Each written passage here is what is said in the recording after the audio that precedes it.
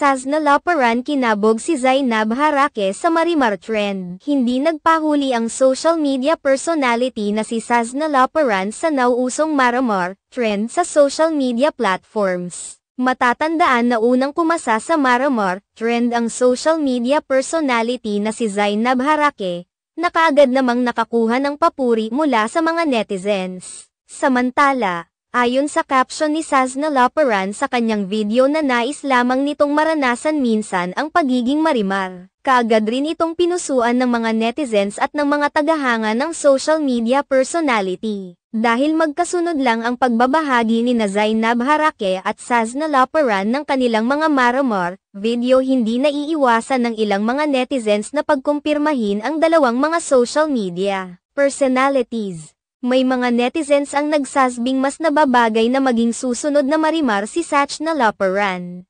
May mga nagkomento ring talagang kinabog ni Sazna Laparan ang entry ni Zainab Harake. Sa kabila nito, marami namang mga netizens na nanawagan na huwag nang pagkumparahin ang dalawa dahil may kanya-kanya naman silang style sa pagsayaw.